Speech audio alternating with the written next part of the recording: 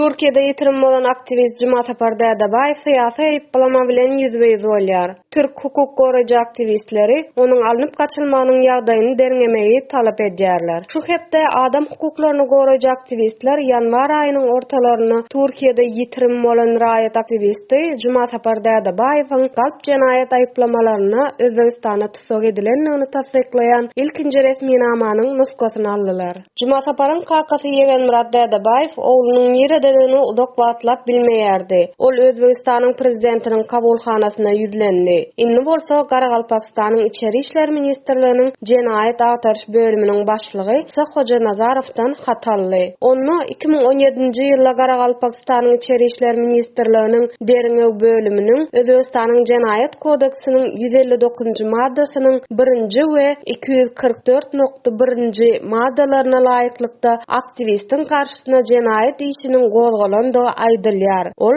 gözlenýär. Özbegistan jenaýat kodeksiniň 159-njy maddasynyň 1-nji bölümini döwlet ulgamyna konstitusiýa üýtgetmek, girizmek ýa-da häkimiýeti ele almak, degişli mazmunlary, materiallary östürmek we paýlaşmak baradaky köpçülikliň çağırışlar üçin jogapkärçilik gödeňine tutulýar. Munyň üçin jeza 5 ýyla çenli azatlykdan mahrum etmek, 2 ýyldan 5 ýyla çenli azatlygy çäklendirmek ýa-da jerime görnüşine berilýär. Özbegistanyň jenaýat kodeksiniň 244.1-nji maddasynyň 1-nji bölümini jemgyýetiň howpsuzlygyna howp salýan materiallary öndürmek, paýlamak ýa-da görkezmek üçin jogapkärçilik gödeňine tutulýar. Bu 3 ýyla çenli jerime ýa-da düzediş zähmeti ýa-da 1 ýyldan 3 ýyla çenli azatlyk çäklendirilmegi ýaly 3 ýyla çenli azatlykdan mahrum etmek bilen jezalandyrylýar. Garagalpak opozisiýasynyň wekilleri bu aýyplamalar bilen baglanşykly geň aldylar.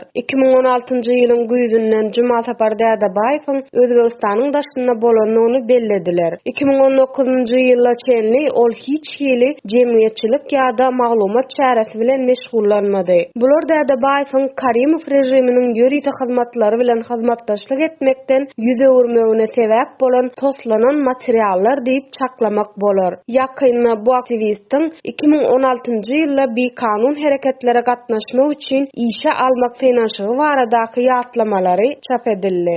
Resmi namada Dädebaýewiň 2022-nji ýylyň 14-nji ýanwaryny Özbegistanyň hukuk goraýjy edaralary tarapyndan tutsak edileni aýdylýar. Fevral aýynyň ortalaryna çenli onuň ýere-dedegi barada resmi habar bolmady. 21-nji fevralda Sülçi Ulubek Hamdamow aktivistin kakasyna oglunyň günäkärlenendigini we Juma Saparyň Daşkentdäki türmäge geçirilendigini resmi taýdan habar berdi. 23-nji fevralda aklawjy onuň bilen ilkinji gezek duşuşdy.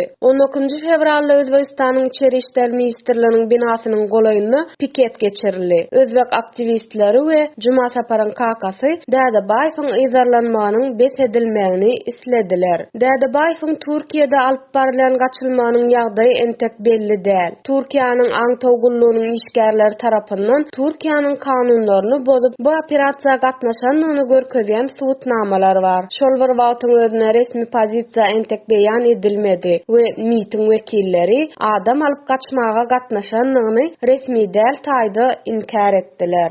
22-nji fevralda 10 sany Türk adam hukuklary guramasynyň wekilleri bilelikde beýannama berdiler. Olar Türk häkimiýetlerinden Juma Türkmen ady bilen tanalýan Özbegistanyň raýaty Juma Sapar Dädebaýewiň ogurlanmagy ýa-da ýitirim bolmagy barada açaçan beýanat bermegini talap edýärler. Şikaýatda Türk häkimiýetleri tarapyndan jogap berilmeli 12 sorag bar. Olaryň arasynda 2022-nji ýylyň 10-njy ýanwaryny özüni aňtawgullygynyň işgärleri hökmünde tanadan we öýünden alyp giden adamlar aktivisti nire alyp gitdiler.